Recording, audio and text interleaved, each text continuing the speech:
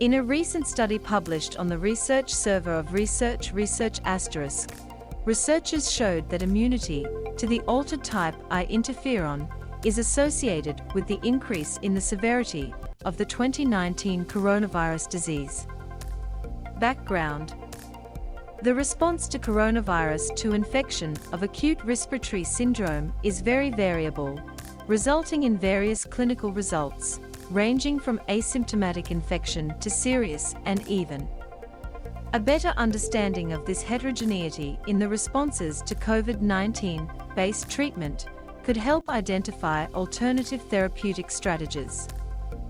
Studies have shown that while the response of type I blood interferon are critical in early acute infection, they are affected by the anterior clinical worsening of COVID-19.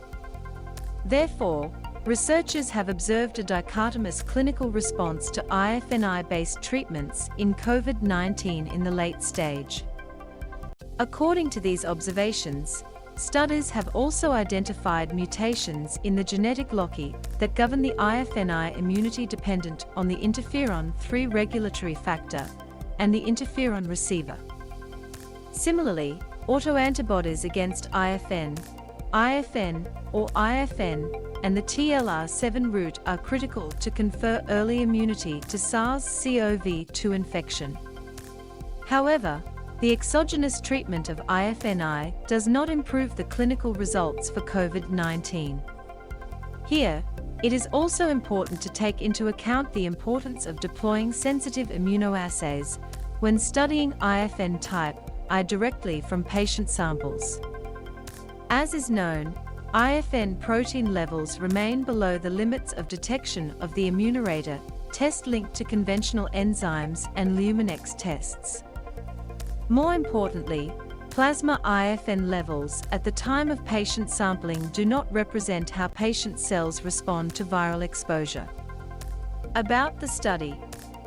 In the current study, the researchers registered healthy controls and participants infected with SARS-CoV-2 at the St. James Hospital in Dublin, Ireland, between March and June 2020.